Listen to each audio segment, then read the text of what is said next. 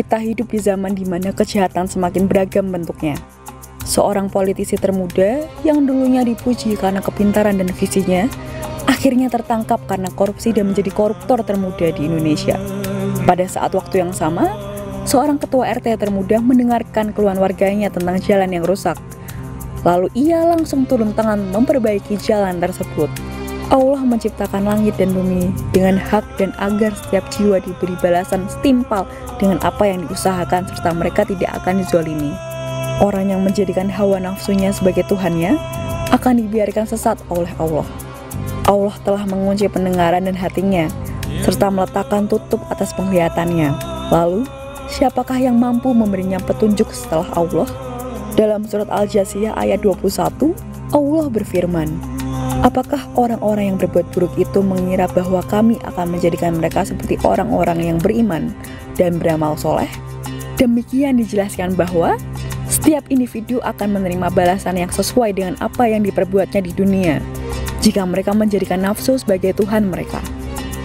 Sesungguhnya, Allah Maha melihat dan Maha mengetahui. Ia akan mengetahui setiap perbuatan manusia, sehingga janganlah jadikan dunia ini sebagai ladang berbuat maksiat. Allah Subhanahu wa Ta'ala tidak pernah lalai dan lupa. Maka bertaubatlah sebelum terlambat dan ajal menjemput.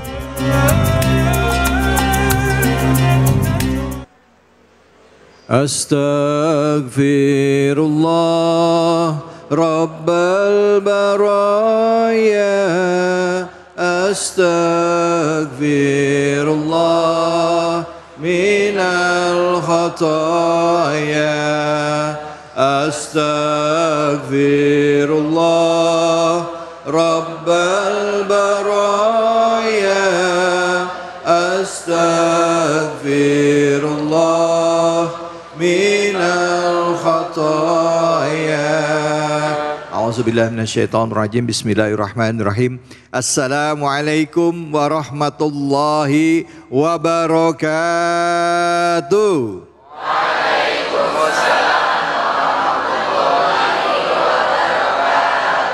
Alhamdulillah, alhamdulillahirabbil alamin. Puja dan puji kita panjatkan atas kehadirat Allah Subhanahu wa taala.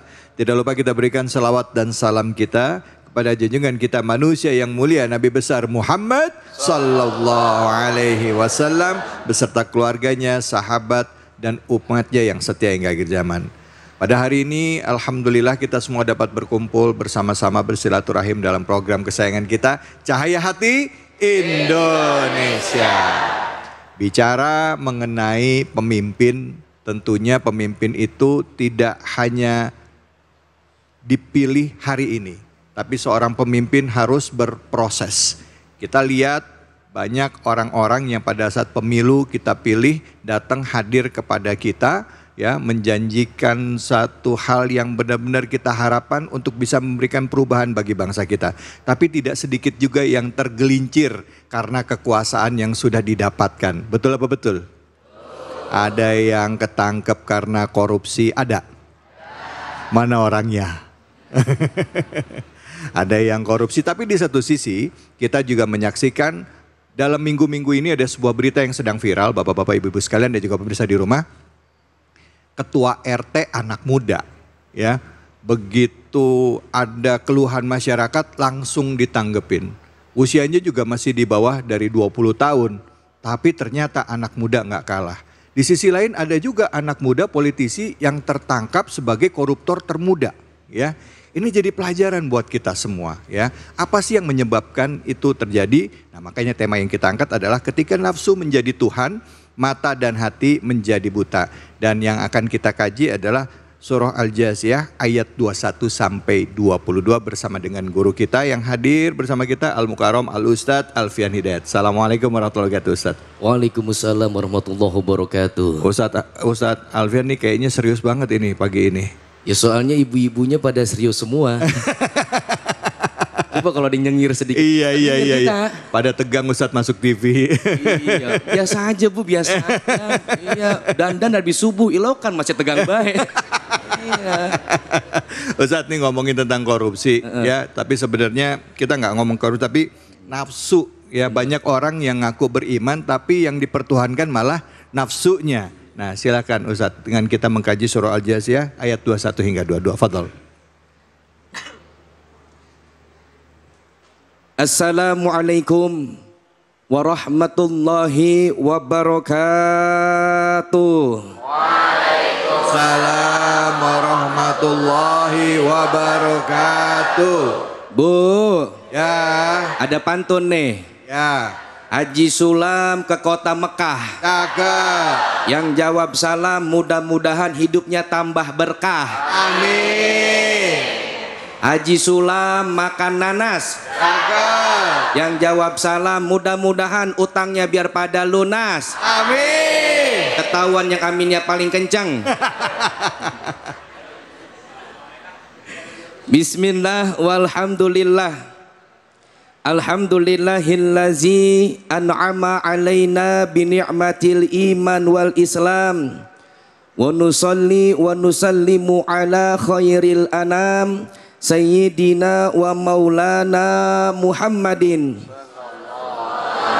wa ala alihi wa sahbihi bararatil kiram, amma ba'du.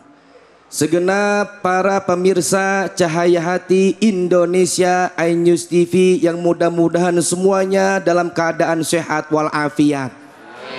Terkhusus yaitu Al-Mukarram Bapak Ustadz David Kholik garis doyong Bang David. Mudah-mudahan beliau selalu diberi kesehatan oleh Allah Subhanahu wa Ta'ala. Dan pula segenap para bapak-bapak, ibu-ibu, jamaah yang hadir pada kesempatan kali ini, yang mudah-mudahan kita semua selalu diberi keberkahan oleh Allah Subhanahu wa Ta'ala. Amin. Amin ya robbal. Amin. Bu, Ya, semangat nih, semangat. semangat dong. Pak, semangat ngaji nih ya. Berbicara mengenai ayat Quran dari surah yang tadi disampaikan oleh Bang David, bahwasanya di situ dijelaskan perbedaan balasan yang Allah berikan kepada orang yang beriman, orang yang beramal soleh, dan pula kepada orang yang melakukan kemaksiatan atau kejahatan. Orang yang beriman kepada Allah dan beramal soleh, kata Allah dalam Al-Quran, wallazina amanu wa amilus solihati ulaika ashabul jannah hum fiha khalidun. Dan orang-orang yang beriman dan beramal soleh, mereka itu adalah penghuni sorga dan mereka kekal di dalamnya. Nih mudah-mudahan kita termasuk semuanya deh ya. Pengen apa kagak masuk sorga? Pak, masuk sorga pengen apa kagak? Bu, masuk sorga pengen gak? Mudah-mudahan semuanya besok masuk sorga. Amin. Besok. Bang David bisa ngaminin. Akan tetapi balasan bagi orang yang melakukan kejahatan, melakukan keburukan, wajaja'u sayyi'atin sayyi'atu misluha, dan balasan bagi orang kejahatan yang melakukan keburukan atau kejahatan, yaitu kejahatan yang setimpal. Makanya nih pentingnya iman dalam hati kita nih Bu, iman. Ya. Iman. Ya. Dengerin apa ini? Iya ini dengerin. Makanya pentingnya iman nih dalam hati kita supaya apa? Supaya bisa mengontrol daripada hawa nafsu, mengatur hawa nafsu. Yang mana kan namanya manusia kan punya hawa nafsu ya. Coba di sini angkat tangan yang nggak punya hawa nafsu. Ada apa kagak? Manusia kalau kagak punya hawa nafsu bukan manusia bang. Itu namanya malaikat. Dan pula kalau manusia kegedean hawa nafsu bukan manusia juga, namanya bahaim, binatang. Makanya kalau orang kegedean hawa nafsu menyeruduk baik. Lo coba aja deh lihat lah. Iya, lah domba kalau kita ledekin kita seruduk apa kagak? Lah seruduk kagak tahu itu siapa lawannya, padahal orang diseruduk baik. Begitu juga ayam, lah ayam ya kan ya. Lo anak udah gede dituduk juga sama dia. Tuh manusia tuh punya hawa nafsu.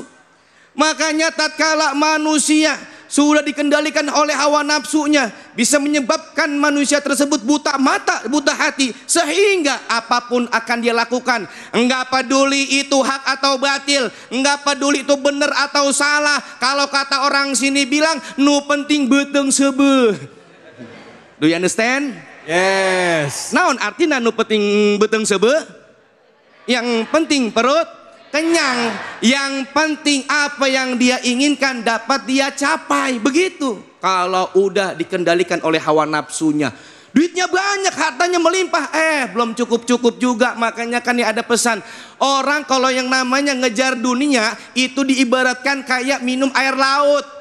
Sebanyak apapun dia minum nggak bakal hilang tuh haus, yang ada malah haus dan makin haus. Kenapa? Asin. Begitu ngejar dunia emang nggak ada cukup-cukupnya. Dikasih motor pengen punya mobil, dikasih bini satu pengen punya bini. Bapak-bapak gak mau ngikutin. Ada bini gue sebelah. Gue pengen ngomong dua, ntar kedengar sama dia, gue pulang gak dibukain pintu. Gak ada cukup-cukupnya kita mah Bang. Ya apa iya? Iya. Makanya nih, tatkala kita beriman kepada Allah, dengan cara kita dekat dengan orang-orang soleh yang menasihati kita, itu dapat mengendalikan daripada hawa nafsu kita. Yang namanya ujian hawa nafsu mah berat banget, berat. Nafsu berat, nafsu. Iya, berat banget ujiannya, apa bener dah. Sekarang saya mau tanya nih sama ibu-ibu, jawab dengan jujur ya. Jujur nih ya. Ibu-ibu mau pergi ngaji, tiba-tiba dijegat sama orang, "Bu, mau kemana?" "Mau ngaji." Ini orang tiba-tiba ngasih duit 10 juta dengan syarat ibu-ibu jangan ngaji. Kira-kira pilih duit apa berangkat ngaji? Ayo jujur loh. Jujur. Ayo jujur. Pilih mana? Pilih duit 10 juta kagak ngaji apa kagak duit tapi berangkat ngaji, pilih mana yuk? Ayo jujur. Oh ya udah, apa? Dua-duanya. Dasar maruk. Disuruh milih diborong semua. Gua kata ibu-ibu, bagian duit 10 juta ngaji bisa besok. Begitu. Itu ujian tuh, apalagi ya Pak soal duit Pak. Perempuan mah Pak sama duit Pak, jangankan bentuknya baunya gini apal Pak. Soal duit, iya, laki nyimpen duit di mana dia tahu, dia mah tahu dia. Makanya ada istilah kata duit sial. Apa tuh? Duit sial itu adalah ketika suami udah ngumpetin duit dalam peci. Itu peci tautannya dia taruh di atas meja, bininya dia bebenah, padahal diumpetin sama dia. Pas lagi bebenah lihat, wah di selipan peci ada duit nih, dipakai tuh bininya. Lakinya nyariin, "Mama ngeliat duit abang yang dalam peci." "Oh udah mama belanjain." Apa kata lakinya? "Jangan dibelanjain mama, itu duit sial." "Emang kenapa duit sial?" "Sialan banget, udah umpetin ketahuan sama bini gua." Iya. Wah, saya mau mohon maaf po ya. Iya, walaupun memang rada ijo sama duit, tapi emang kebutuhan kita ya po ya. Lah sekarang apa-apa kan kudu pakai duit ya. Iya, beli beras pakai duit, beli sayuran pakai duit. Lah ibu-ibu naik motor isinya ada pakai bensin, belinya pakai duit, semua kudu pakai duit. Makanya bapak-bapak nih ya, bapak-bapak ini mah saya mah ngasih tahu doang nih bapak-bapak nih ya, nih dengerin ya. Bu, walaupun suami nggak pulang seminggu sebulan, yang penting di rumah ninggalin. Biarin suami saya jelek, yang penting suka ngasih. Biarin suami saya kuruk, yang penting suka ngasih duit. Biarin laki pergi, yang penting di rumah ninggalin. Berarti lebih penting mana, duit apa suami? Tuh duit Bang, no, bukan gue ngomong, dia no. Iya, dia ngomong. Iya. Wah, ujian duit luar biasa. Sampai orang itu menghalalkan segala cara. Iya Pak, iya. Duit udah banyak, masih kurang aja. Padahal begitu amat banyak saudara kita di luar sana yang kekurangan duit, yang kelaparan, yang kehausan. Tapi kalau sudah dikuasai hawa nafsu, dia tidak akan peduli akan hal itu. Sebab kenapa? Dia sudah buta dengan hawa nafsunya. Terima kasih. Masya Allah. Bu, Pak, kalau udah duit kadangkala kita lupa. Padahal kita ngakunya beriman kepada Allah. Tapi muncul banyak pembenaran atas nama duit. Nah sekarang siapa yang mau nanya, angkat tangan. Silakan yang mau nanya. Iya Ibu. Ya, silakan namanya dan pertanyaannya apa, silakan. Assalamualaikum warahmatullahi wabarakatuh. Waalaikumsalam warahmatullahi wabarakatuh. Perkenalkan, nama saya Ibu Nining Nuraini. Saya dari Majelis Taklim Nurul Ilmi. Izin bertanya Ustadz. Ustadz, kenapa orang yang menjalankan keburukan hidupnya enak? Sedangkan orang yang berusaha menegakkan keadilan malah hidupnya dibunuh, sengsara, bahkan dibungkam. Terima kasih Ustadz. Assalamualaikum warahmatullahi wabarakatuh. Waalaikumsalam warahmatullahi wabarakatuh. Kenapa Ustadz? Au. Ini jadi PR ya buat kita ya Bu, Pak. Sebelum Ustadz jawab, memang banyak orang yang seolah-olah kita udah berada di jalan kebenaran tapi susah hidupnya. Tapi kebalikannya, orang yang ya keluar aturan tapi hidupnya malah senang, enak, bebas dan lain sebagainya. Ini apa yang terjadi fenomena ini? Apakah ada isyaratnya dalam Al-Quran? Dan gimana kita nyikapin ini Ustadz Fadl? Terima kasih atas pertanyaannya dari Ibu, siapa namanya tadi? Ibu Nining. Iya, halus banget ya orang Sunda kalau ngomong Nining. Beda kayak orang Betawi sono ya, Nining. Beda banget ya. Ya. Kenapa kok orang yang bermaksiat, hidupnya enak, duitnya banyak? Ini ibu nanya apa iri sama orang kayak begitu? Kita nggak patut iri bang sama orang kayak begitu, jangan. Nabi nyuruh kepada kita, lihatlah ke atas orang-orang yang meningkat daripada kualitas ibadahnya. Begitu. Kita suruh lihat orang yang rajin ibadah, bukan dalam urusan dunia. Kalau kita ngelihat dalam urusan dunia, kita jadi orang yang kufur nikmat. Mereka bermaksiat, mereka berdosa, duitnya banyak, hartanya melimpah. Itu udah jelas-jelas dalam ajaran kita ada sebutan namanya istidraj. Apa itu istidraj? Istidraj adalah kenikmatan yang Allah berikan sebagai penunda azab buat dia. Jadi semakin dia dikasih kenikmatan semakin lalai kepada Allah. Entar siap-siap aja nerima azab yang amat pedih dari Allah Subhanahu wa ta'ala. Sebenarnya mah Bu, kenikmatan yang paling nikmat dalam kehidupan kita adalah tatkala kita mampu untuk bersujud kepada Allah. Coba perhatikan berapa banyak orang duitnya melimpah, hartanya banyak banget. Ama sujud aja berat banget sujud. Ya Pak iya? Berat buat kayaknya buat sholat.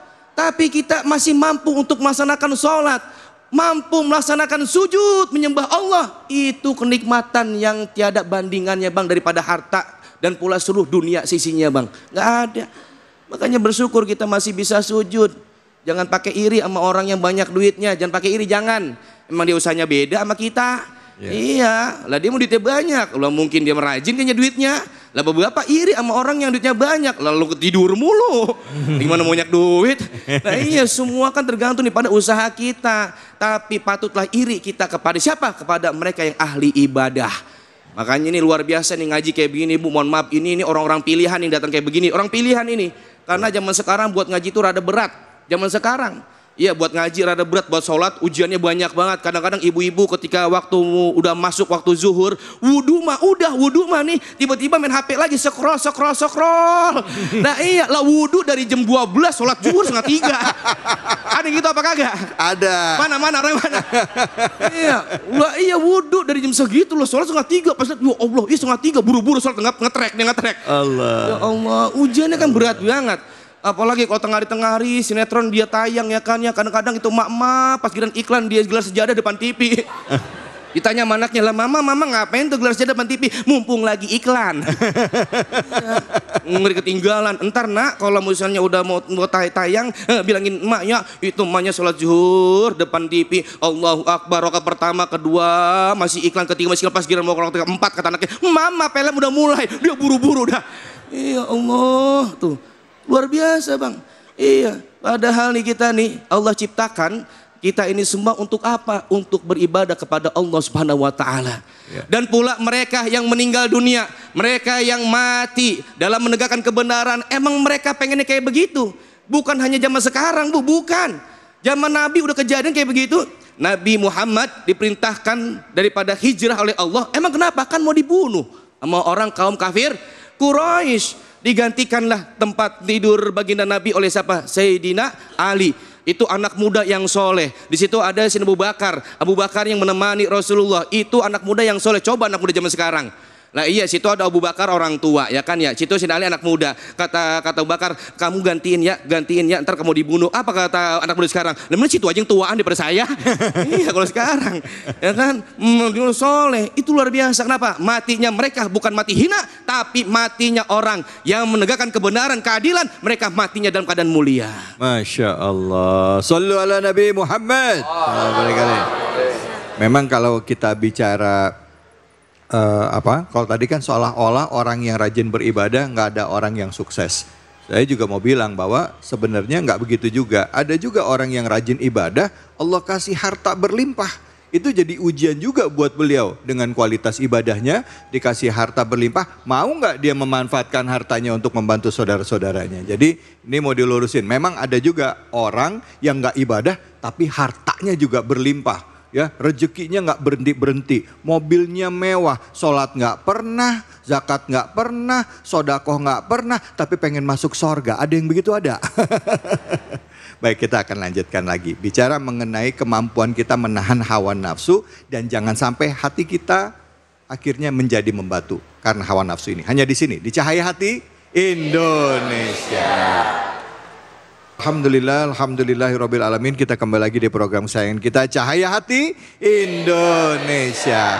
Bicara mengenai menguasai hawa nafsu, tadi sudah dibahas ya oleh guru kita Ustadz Alfian ya, bahwa kita ini adalah manusia yang tugasnya untuk beribadah kepada Allah. Dan kadangkala kita juga suka terlena dengan urusan dunia yang sifatnya sementara. Nah, tadi sudah dibahas juga dari surah Al-Jaziyah ayat 21 hingga 22. Dan sekarang di segmen 2, mari sama-sama kita simak kajian tafsir dari surah Al-Jaziyah ayat 23 bersama dengan Ustazah Inaratul Ain. Silakan Ustazah, fadhal.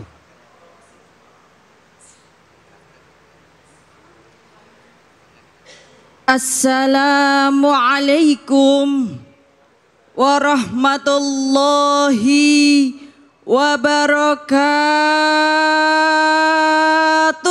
Waalaikumsalam warahmatullahi wabarakatuh. Saya nggak mau kalah, mau ada pantun juga, Bu. Wah, silakan. Kaji sulam pakai baju batik. Cakep. Yang jawab salam semoga makin cantik. Yang sebelah sini bagaimana ini? Makin cantik juga. Oh, iya. Kaji sulam pergi ke Jateng. Cakep. Yang jawab salam semoga makin ganteng. Alhamdulillah. Alhamdulillahilladzi khalaqal insana fi ahsani taqwim. Summa radatnahu asfala safilin. Wassalatu wassalamu ala sayyidil anbiya'i wal mursalin wa ala alihi wa sahbihi ajma'in amma ba'd. Kepada yang kami hormati, yang kami muliakan, yang kami cintai, bapak-bapak, ibu-ibu semua yang ada di sini, termasuk Ustadz David dan juga para penonton, para pemirsa program Cahaya Hati Indonesia di iNews TV yang insya Allah penuh dengan kebahagiaan karena penuh dengan keimanan, penuh dengan kesejahteraan, istri yang solih-solihah, rizki yang melimpah ruah, bisa pergi ke Mekah dan Madinah, dan insya Allah bisa beli sawah, rumah mewah, mobil mewah. Masya Allah, ini ternyata bagian daripada nafsu. Nafsu.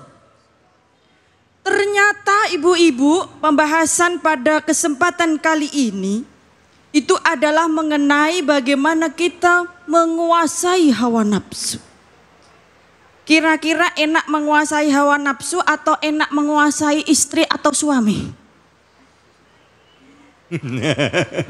Dalam arti ternyata kita setiap manusia memiliki keistimewaan yang luar biasa, yaitu dengan bentuk yang sempurna diciptakan oleh Allah dengan diiringi oleh akal. Tetapi jangan lupa bahwa akal dan agama yang diturunkan kepada manusia ini memiliki tugas yang luar biasa, yaitu untuk mengelola, menguasai dan mendidik hawa nafsu. Di dalam surat Al-Jasiyah ayat 23 dikatakan bahwa afaro'aita ini di dalam kitab tafsir Jalalain. Tahu kitab tafsir Jalalain? Kalau enggak tahu ya kitab tafsir Jalan Lain aja lah. Jalan. Kitab tafsir Jalalain itu kitab tafsir karangan Imam As-Suyuti mengatakan bahwa afaro'aita bimakna akhbaroni atau adalah sebuah ungkapan informasi. Tahu informasi itu adalah kalau dalam bahasa Indonesia kita bilang tahu enggak sih? Ya misalnya ibu-ibu kalau kumpul sama tetangga bilang, bu, tahu gak sih? Afaruaita. Tahu gak sih? Tahu gak? Afaruaita. Ini adalah sebuah pembukaan dalam ayat surat Al-Jasiyah ayat 23. Tahu gak sih? Ini akan memberikan sebuah informasi yang sangat-sangat berharga. Sama halnya ketika ibu ngerumpi itu diawali dengan tahu nggak sih? Itu suaminya si Neneng. Tahu nggak sih kemarin itu pergi sama dia. Afaro'aita manittakhadha ilahahu hawahu. Tahu nggak sih orang yang menuhankan hawa nafsunya? Siapa itu orang yang menuhankan hawa nafsunya? Kalau di dalam kitab tafsir Jalalain, bukan tafsir Jalan Lain ya, itu adalah yahwahu an hajarin ila hajarin. Yaitu menyembah dari batu satu ke batu lain atau berhala satu ke berhala lain. Lata, Uzza dan lainnya. Tetapi dalam kitab tafsir Sufi dikatakan manittakhadha ilahahu hawahu itu tidak hanya orang yang menuhankan Lata dan Uzza atau batu, tetapi termasuk abdud dinar. Apa itu abdud dinar? Hambanya duit. Seperti yang tadi dikasih tauin oleh Ustadz Alfian Hidayat. Segala sesuatunya kita ukur dengan Duit. Dengan duit. Maka duit yang bagus adalah doa, usaha, iman, dan takwa. Karena kalau kita dikuasai oleh duit yang secara teoritis adalah kapitalisme, maka segalanya akan diukur secara materialis. Tapi kalau kita duitnya adalah doa, usaha, iman, dan takwa, maka tidak akan terjadi seperti di dalam surat Al-Jasiyah ayat 23 ini. Bagaimana apa yang terjadi? Wa adallallahu ala ilmin. Maka Allah sesatkan dia. Lalu apa? Wa khatama ala sam'ihi wa qalbihi. Wa ja'ala ala basarihi ghishawah. Maka ditutuplah telinga, ditutuplah hati, dan ditutuplah mata. Na'udzubillahi min dzalik. Kiranya cukup sekian dari keterangan surat Al-Jasiyah ayat 23. Wassalamualaikum warahmatullahi wabarakatuh. Waalaikumsalam warahmatullahi wabarakatuh. Bu, ternyata kalau mempertuankan hawa nafsu ya, itu hati kita juga akan ditutup. Jadi kita nggak bisa ngelihat pembenaran lagi dan nggak akan bisa melihat kebenaran lagi. Yang kita lakukan hanyalah pembenaran terhadap yang kita lakukan. Makanya banyak orang bilang makan duit itu harus yang halal. Sering makan duit haram, akhirnya kita nggak bisa nih, nggak punya rasa hati. Kita jadi nggak sensitif ya Ustazah ya. Ibadah jadi males dan lain-lain. Udah, kok saya ngomong ya. Silakan yang mau nanya siapa? Angkat tangannya. Silakan, mana tadi? Ya, di pojok. Oke. Assalamualaikum warahmatullahi wabarakatuh. Waalaikumsalam warahmatullahi wabarakatuh. Nama saya Ruqayyah dari Majelis Ta'lim Nurul Ilmi. Izin bertanya Ustazah, bagaimana cara kita bisa menekan hawa nafsu dan bagaimana cara meredamnya? Terima kasih. Wassalamualaikum warahmatullahi wabarakatuh. Waalaikumsalam warahmatullahi wabarakatuh. Silakan Ustazah Ina. Baik, Bu. Bagaimana cara meredamnya, Bu? Tahu anak kecil? Ibu sudah punya anak semuanya. Umur berapa anaknya sekarang? Ada yang 9 tahun, 15 tahun, ada yang sudah 30 tahun. Ketika masih kecil, kira-kira cara kita ngomong anak-anak gimana caranya? Nafsu sebagaimana kita ngomong anak kecil. Sebagaimana anak kecil pula, nafsu itu dididik sedikit demi sedikit. Maka ketika nafsu saat masih dalam tingkatan al-amarrah bisu, itu adalah nafsu yang membawa kepada keburukan. Maka kita didik kepada tingkatan berikutnya, yaitu nafsu lawamah. Setelah sampai kepada nafsu lawamah, kita didik kepada nafsu berikutnya, yaitu mulhamah.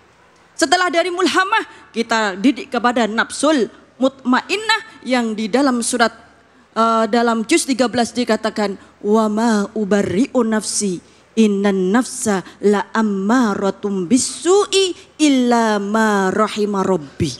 Itu adalah nafsu ammarah bisu.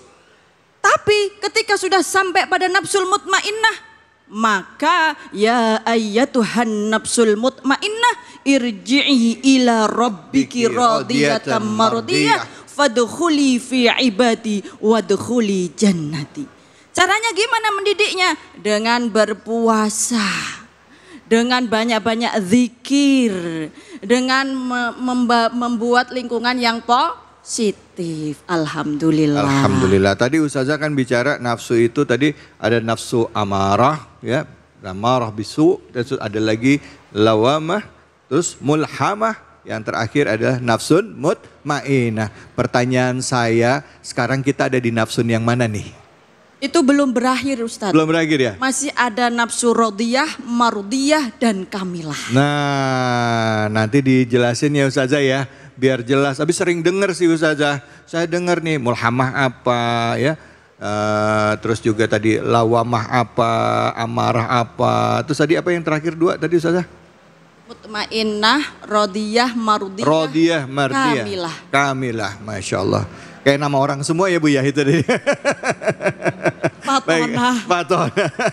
Nanti habis ini kita akan lanjutkan kajiannya, karena memang bicara mengenai nafsu, setiap manusia itu punya nafsu ya. Yang kita kendalikan itu nafsu yang mana ya. Dan bagaimana kita dengan nafsu, ada akal, ada kolbi. Bagaimana akal dan juga kolbi kita bisa mengendalikan nafsu kita. Tapi sebelumnya saya mau bagi-bagi keberkahan ini bersama dengan Luwak White Coffee dan juga dengan Ustadz Alfian Hidayat. Tentunya hanya di sini di Cahaya Hati Indonesia.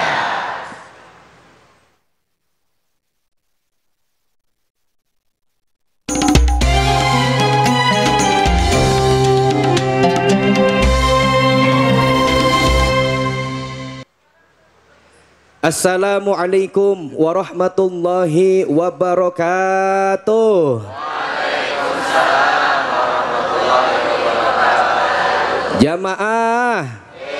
Jamaah, beli pensil alis harganya 20 ribuan. Belinya di warung Empok Wati. Saatnya kuis Cahaya Hati Indonesia berbagi keberkahan bersama Luwak White Coffee. Jamaah mau hadiah enggak? Bu, mau hadiah enggak? Ini bapak-bapak mau hadiah apa kagak? Hadiahnya dari Luwak White Coffee, uang sebesar 1 juta rupiah. Cuma ada syaratnya kalau pengen dapat, yaitu harus bisa menjawab pertanyaan dari saya. Maka itu simak baik-baik pertanyaannya. Pertanyaannya adalah, apa nama surat yang dibahas? Angkat tangan yang bisa menjawab. Nah, ini duluan nih. Ibu, ayo maju ke depan.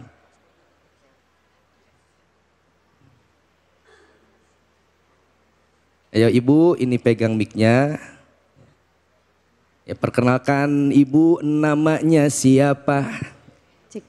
Baik, perkenalkan saya Ibu Amel dari Majelis Taklim Nurul Ilmi. Dari Majelis Taklim Nurul Ilmi. Namanya Amel.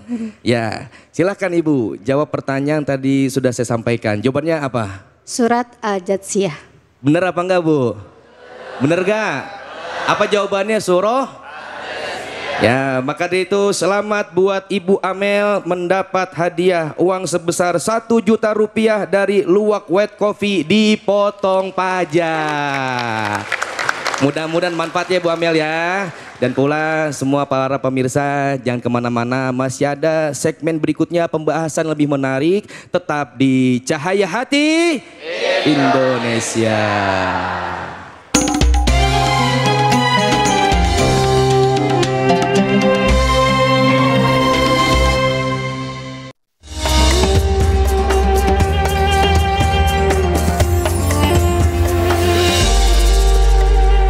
Baik ibu-ibu, bapak-bapak, jamaah Masjid Nurul Ilmi yang ada di daerah Cibinong, Kabupaten Bogor, Jawa Barat. Alhamdulillah, dan juga buat pemirsa Cahaya Hati Indonesia dimanapun saja Anda berada, kita membahas tentang bagaimana mengendalikan hawa nafsu supaya kita tidak mempertuhankan hawa nafsu dan tidak menyebabkan hati kita membatu. Nah, kita lanjutkan lagi, sudah ada Ustadz Alfian Hidayat. Ya, Masya Allah Ustadz, kita melanjutkan kajian kita ya dengan surah Al-Jatsiyah ya. Mungkin Ustadz bisa menyampaikan lagi kajian lanjutan dari surah tersebut. Silahkan, fadhal.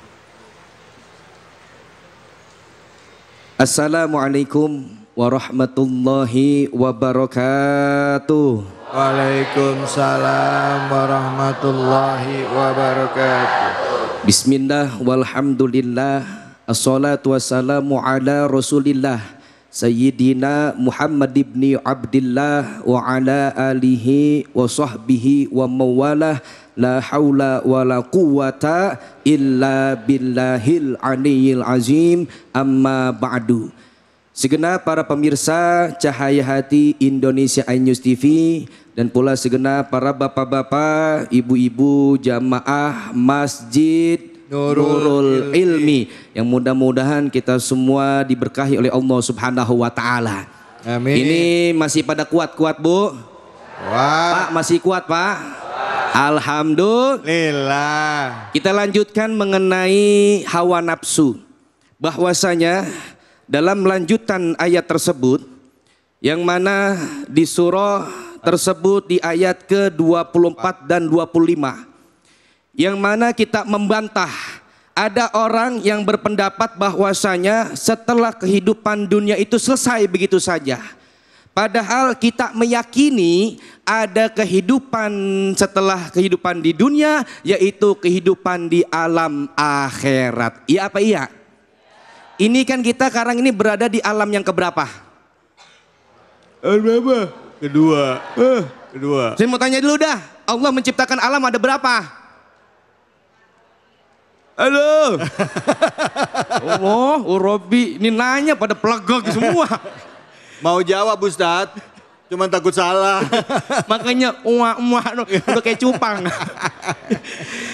Allah menciptakan ada 5 alam. Yang pertama alam apa? Pak, alam apa? Alam roh. Yang kedua alam? Yang ketiga alam? Nih sekarang nih alam apa? Alam dunia. Yang keempat alam? Alam kubur atau alam barzah. Yang kelima alam? Alam akhirat. Nih kita kan nggak seujug-ujugnya di dunia ya. Ngerti ujug-ujug? Iya. What is ujug-ujug? Ujug-ujug is tiba-tiba. Lah sama om, kita kan emang sama ya bahasanya begitu ya. Iya, ongkoan, ilokan ya. Ujug-ujug ya. Lah iya goroh, ngerti goroh? Apaan goroh?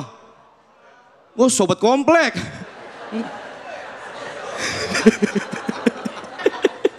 Ya malah mesti mau orang kampung. Iya, ngomong sama orang komplek lagi nyatu. Iya. Kita kagak ujuk-ujuk ada di dunia, kagak. Sebelumnya kita ada di alam ruh, mampir di alam rahim. Dari alam rahim kita menuju alam dunia lewat pintu. Apa nama pintunya bang? Nah pintunya apa? Dari alam rahim menuju alam dunia lewat pintu. Apa nama pintunya? Pintu apa? Pintu sorga. Sorga buat bapak-bapak. Itu namanya pintu kasih sayang. Keluarlah kita tuh dari alam rahim menuju alam dunia. Entar dari alam dunia kita menuju alam kubur lewat pintu juga. Apa nama pintunya? Ya Allah. Pintu apa Ustaz? Namanya al-maut. Yaitu kematian. Tuh, al-mautu babun wa kulun nas dakhilu. Mati itu adalah pintu dan semua manusia bakal masuk ke dalamnya. Orang kaya mati, orang miskin mati, bapak-bapak mati, ibu-ibu mati, Bang David mati, yang ceramah mati. Wah, ngotot mati. Ustadz belakangan matinya. Kalau Ustadz duluan, nanti kalau dia mati siapa yang ngurusin? Belakangan. Yang namanya mati mah gak ada yang tahu ya Pok ya. Iya, al-mautu ya'ti baghtatan. Mati itu datangnya tiba-tiba. Tuh mati tiba-tiba, kadang-kadang pagi-pagi itu orang masih ngobrol sama kita. Tau-taunya siang-siang dia jiun. Rojiun. Jiun. Tau-tau siang-siang dia jiun. Iya, ada kayak gitu apa kagak? Ada. Kadang-kadang siang-siang masih ngobrol sama kita. Sore-sorenya dia jiun. Itu mah biasa. Yang luar biasa sore-sorenya jiun. Malamnya ngobrol sama kita. Sama memedi. Ada kehidupan setelah kehidupan di alam dunia. Kaifa takfuruna billahi wa kuntum amwatan fahyakum summa yumitukum summa yuhyikum summa ilaihi turja'un. Yang tadinya kita mati terus kita dihidupkan, lalu dimatikan lagi, lalu dihidupkan kembali, dan kehidupan terakhir itulah yang abadi. Di dunia mati bang sementara. Ada orang baru lahir mati. Ada apa kagak? Ada. Kan variasi yang namanya kematian mah. Enggak diurut dari abjad, kagak. Lah kalau urut dari abjad, Alpian, gua duluan. Gua duluan. Besoknya B, yang B, Bambang siap-siap besok dan gua mati. Iya, yang terakhir Jet, bingung ya, gua mati gak ada yang nyolatin. Kalau dewe kan. Iya, bukan dari abjad kematian mah. Bervariasi, kadang-kadang engkongnya masih gagah, cucunya mati duluan. Ada apa kagak? Ada. Banyak. Maka dari itu jangan ditakutin soal mati, jangan. Semua manusia bakalan mati. Yang kita khawatirkan apa yang kita bawa nanti setelah kematian. Ad-dunya majru'atul akhirah.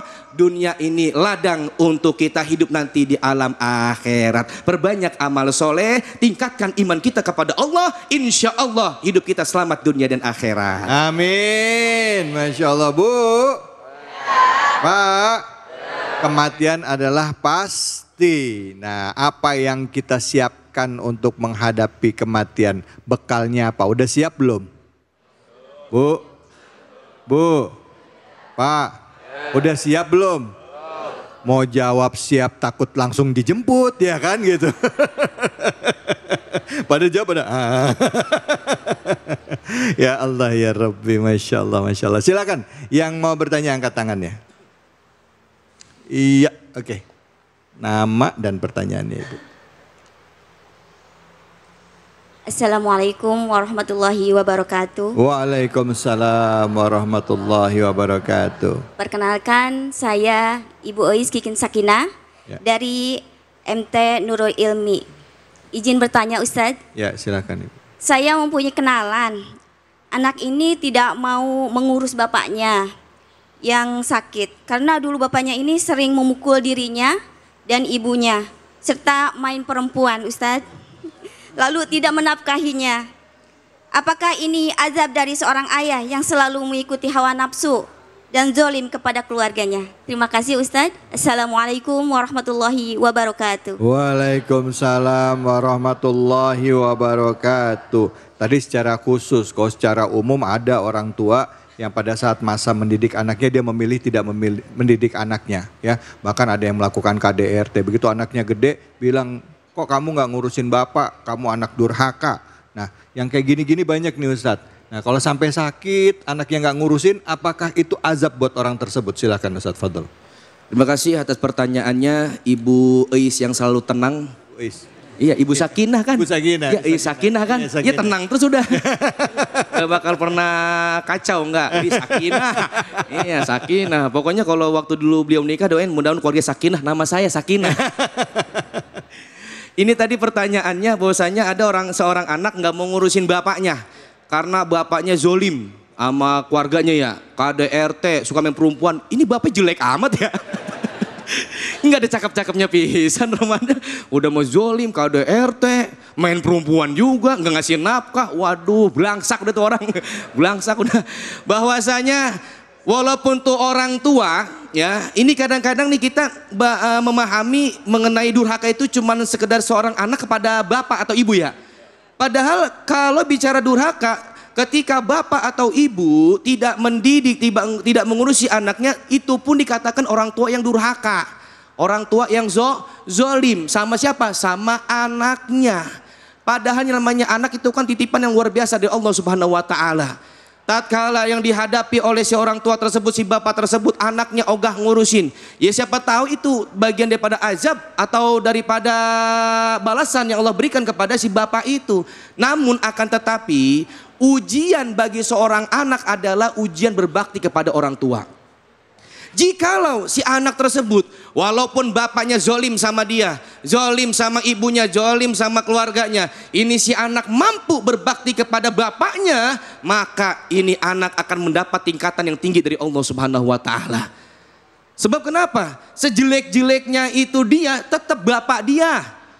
Kenapa? Kalau tanpa dia nggak bakal ada kita di dunia. Berapa benar? Nggak bakal ada tuh dia tuh di dunia. Walaupun tuh orang tua model kayak begitu, tetap yang namanya anak kudu bakti sama orang tua. Walaupun memang rada sakit hati yang dirasakan oleh anak tersebut. Bagaimana kita mau bakti sedangkan bapak kita aja songong sama kita, zolim sama kita. Kalau kita bakti nih ya sama bapak yang baik sama kita, yang sayang sama kita mah gampang ya. Gampang, apalagi kalau misalnya bapak kita baik sama kita, asal suruh ke warung dikasih upahnya banyak banget. Udah pasti itu paling duluan dan minta duit sama bapak saya banyak Pak. Iya, paling duluan. Kenapa? Dikasih duit sama bapaknya.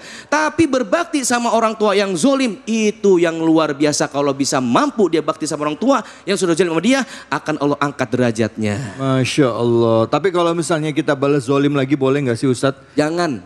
Ya. Jangan kita balas buat zolim, jangan. Kalau bisa kita doain. Kita doain yang baik-baik buat orang tua kita, doain. Karena kenapa? Nih, salah satu bakti anak sama orang tua itu bukan hanya sekedar nurut apa yang dikata orang tua, bukan. Ketika bapak kita pejudi, kita deketin, kita nasihatin, kita rayu, Pak, jangan judi. Nasihat seorang anak kepada bapak tersebut adalah bagian bakti si anak kepada orang tua. Jangan sampai kita biarin. Karena kenapa? Supaya apa? Kita kasih nasihat pada orang tua kita, itu bagian bakti seorang anak kepada orang tua. Apalagi kalau sampai ngurusin ya Ustadz ya. Iya, ngurusin ya, ngejagain orang tuanya. Masya Allah, sorga. Amin, amin ya Rabbal Alamin. Baik, tadi kita udah dengar pertanyaan dan habis ini kita akan lanjut lagi. Kita rehat dulu sebentar hanya di sini, di Cahaya Hati Indonesia. Ya Alhamdulillah, Rabbil Alamin, kita kembali lagi di Cahaya Hati Indonesia.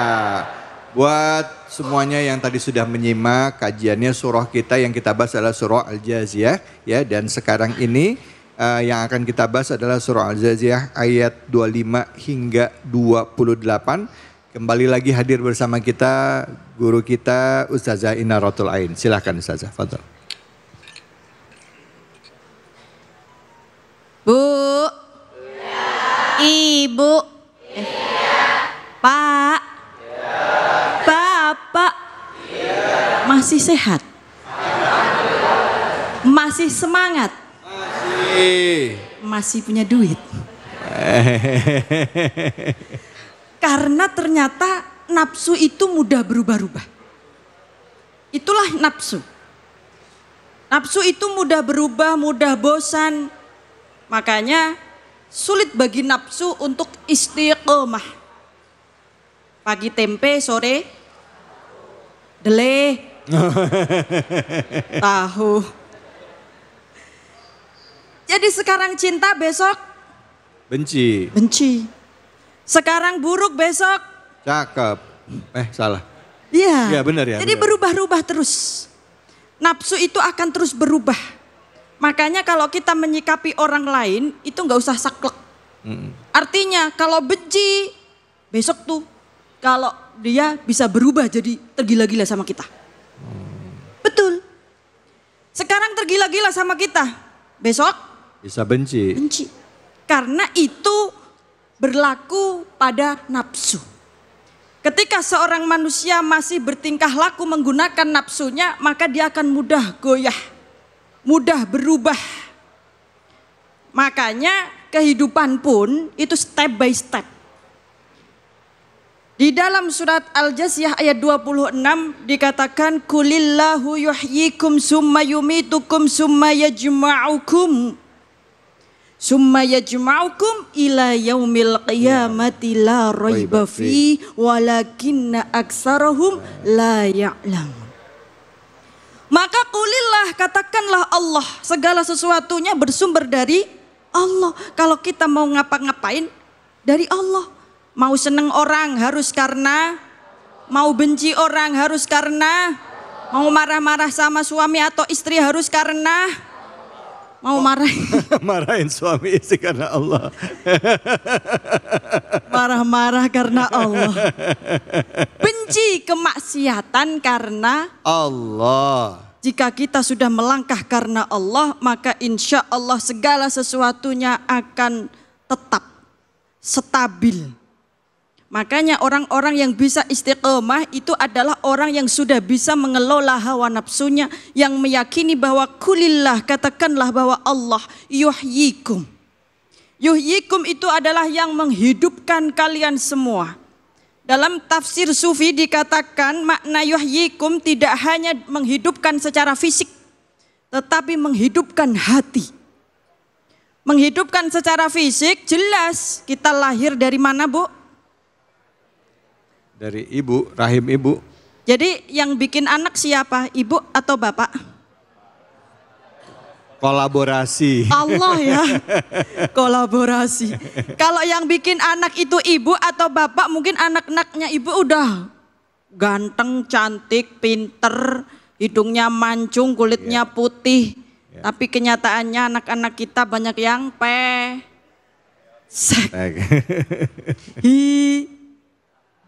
hitam.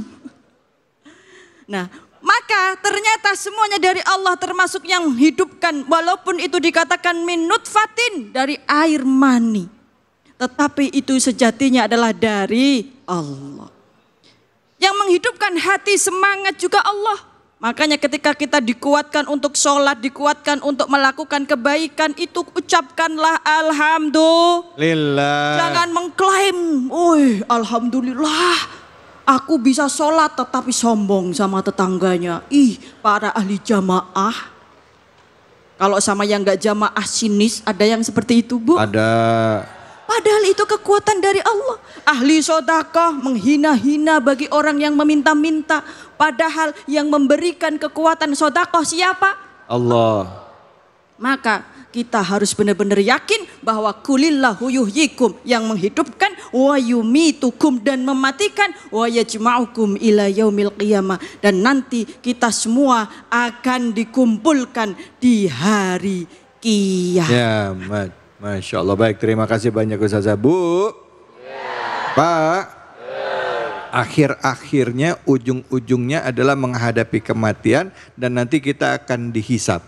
Ada yang memang ajal kita yang menjemput, tapi juga sebagai orang beriman kita yakin bahwa nanti akan ketemu namanya hari kiamat. Tapi orang-orang yang nggak beriman, mereka nggak percaya dengan hari kiamat.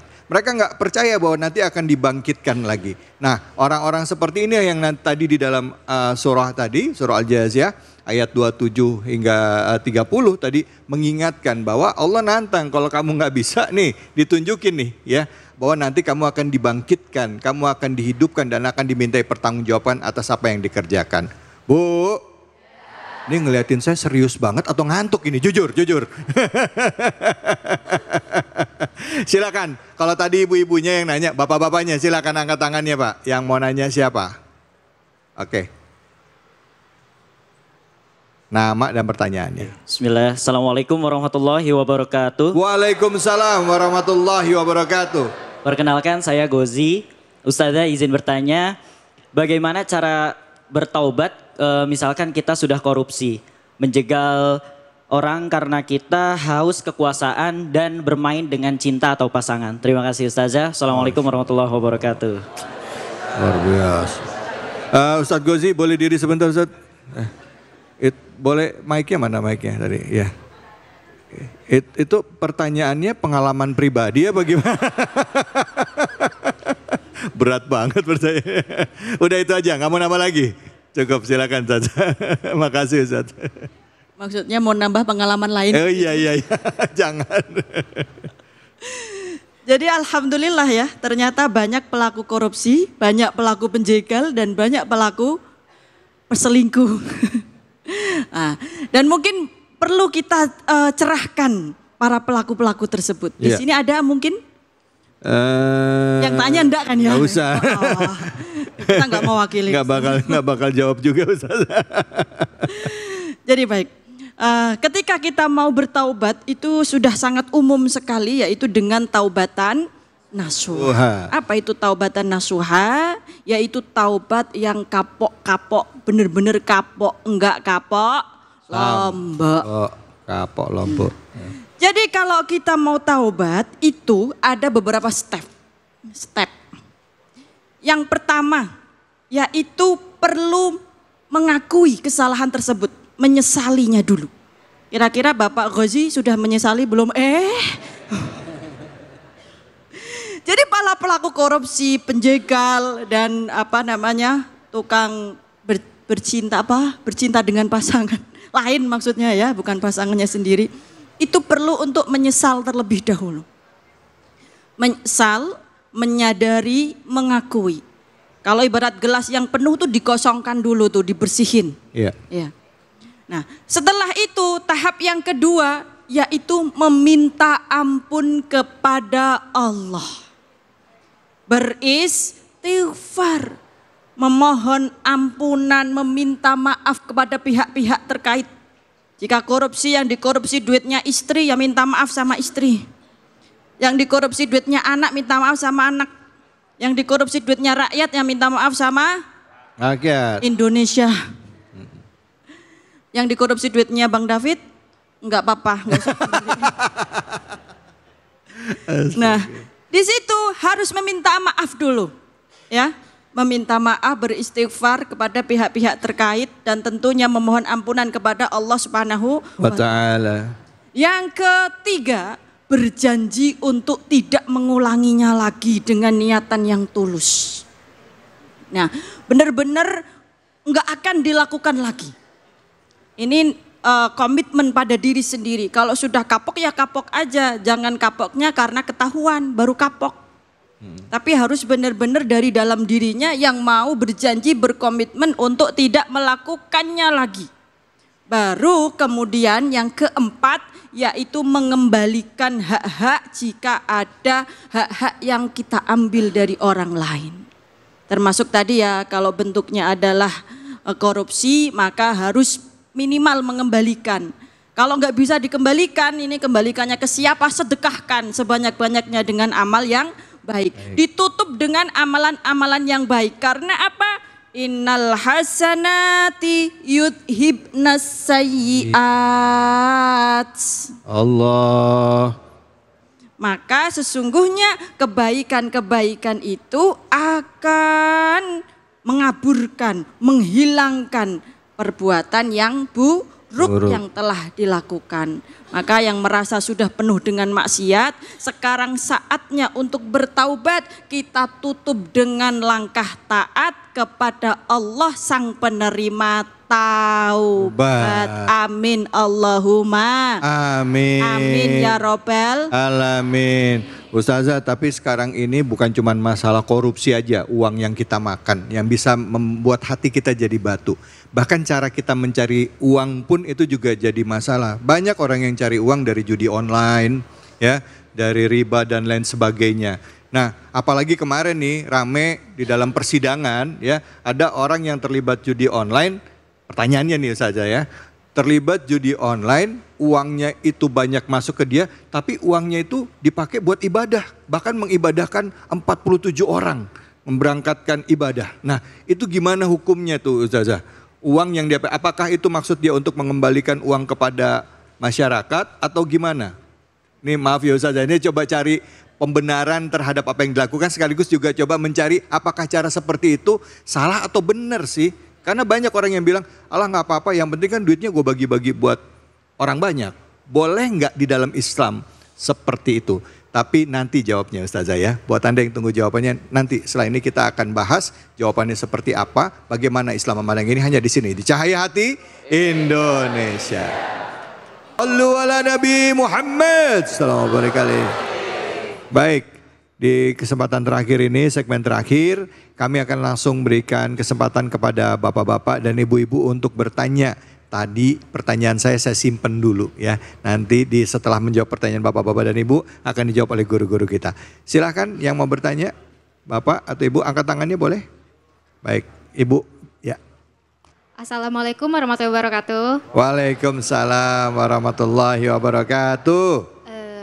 Saya Fionita, Ustadz izin bertanya, jika seandainya seorang laki-laki ini gila perempuan, nah apakah ia ini tidak bisa menjadi pemimpin yang baik dalam rumah tangga maupun pekerjaannya? Sekian Ustadz, terima kasih. Wassalamualaikum warahmatullahi wabarakatuh. Waalaikumsalam warahmatullahi wabarakatuh. Saya takut salah dengar jika seorang laki-laki bisa gila perempuan, apakah? Gila perempuan? Iya. Oke, saya takut salah dengar, benar ngomongnya gila perempuan ya. Gila, apakah dia bisa menjadi pemimpin yang baik di rumah tangga maupun di pekerjaannya? Oh luar biasa, apakah ya silakan. Mungkin pertanyaannya jangan dijawab sama Ustadz ya, laki-laki. Ustazah aja dulu ya. Kalau laki-laki bisa dibenerin nanti. Ya soalnya yang nanyanya gila perempuan. Iya. Dia kan mendingan gila perempuan daripada gila beneran. Nah. Ustadz bisa aja. Silakan Ustadz. Ya kalau gitu ngapain kita punya pemimpin gila Ustadz? Allahu Akbar. Nah itulah yang ada di dalam Al-Quran. Ar-rijalu qawwamuna 'alan nisa'i bima faddalallahu ba'dahum 'ala ba'd. Jadi seorang laki-laki itu adalah pemimpin bagi perempuan. Ya. Yang namanya pemimpin ini di dalam tafsir ini Sofatut Tafasir dikatakan memimpinnya itu tidak hanya sebatas mengatur, tetapi bisa mengayomi, melindungi, mensejahterakan, membahagiakan, ngasih duit dan lain sebagainya. Jadi kalau sudah sampai ke gila, ya tadi pertanyaannya gila perempuan. Artinya gimana itu? Tergila-gila pada banyak perempuan seperti itu. Iya. Di bawah ketiak perempuan seperti itu. Berarti tidak bisa dong jadi pemimpin. Nah artinya kalau seorang siapapun itu yang sudah dikuasai oleh hawa nafsu, baik laki-laki maupun perempuan itu tidak layak untuk menjadi pemimpin. Karena syarat daripada seorang pemimpin itu adalah adil dan bijaksana. Tidak ada syarat menjadi pemimpin itu gila. Ya, adil dan bijaksana. Kalau sudah dikuasai nafsu, mau gila wanita, mau gila harta, mau gila kekuasaan, itu sudah unqualified. Sudah tidak masuk kategori syarat menjadi pemimpin dan boleh mengundurkan diri kalau mau. Maaf Pak Ustazah, ini mesti dilurusin nih. Definisi gila perempuan itu seperti apa? Karena begini, apakah orang yang beristri lebih dari satu itu termasuk gila perempuan? Oh gitu. enggak. Nah itu mesti jelas. Definisinya mesti jelas gila perempuannya apa gitu kan. Memiliki banyak istri belum tentu gila perempuan. Wah seneng nih, seneng. Ya maksud saya biar clear gitu saja, silakan saja. Karena ada saat di mana seorang laki-laki itu berpoligami bukan karena tergila-gila pada syahwatnya. Tetapi karena beliau mencintai Tuhannya. Sehingga mengurangi dan meminimalisir kecintaan pada manusia. Oh. Jadi kalau dibagi-bagi itu kan semakin pusing ya. Ya Pak ya, punya banyak istri itu pusing enggak Pak? Enggak tahu enggak? Bukan enggak tahu Zaza, enggak mau jawab, enggak berani. Ya kata bapak itu katanya atuknya enggak habis. Jadi kalau poligami tapi bisa membuat istrinya akur dan bisa adil, ini syaratnya adalah adil dalam arti tidak mengecewakan istrinya, tidak membuat istrinya para istrinya menderita, kekurangan, kasih sayang atau tersiksa atau rasanya ada dua pilihan. Jadikan aku mantan istrimu atau di poligami itu kan menyiksa ya. Kalau tidak ada hal-hal semacam itu artinya keberhasilan seorang laki-laki dalam memimpin wanita. Iya. bukan tergila-gila Bukan pada tergila. wanita. Oke, baik. Bu. Pak. Nikah itu adalah salah satu langkah kehormatan bagi seseorang dan wujud ketakwaan kepada Allah. Yang kita bicarakan gila perempuan ini mungkin maksudnya adalah mungkin pacaran sama perempuan, terus melakukan hubungan suami istri di luar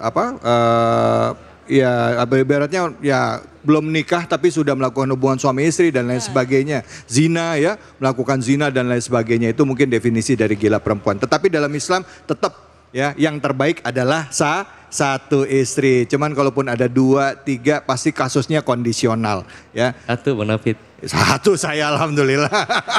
Pakai ditegesin lagi. Allah, silakan yang mau bertanya angkat tangannya. Alhamdulillah. Ya.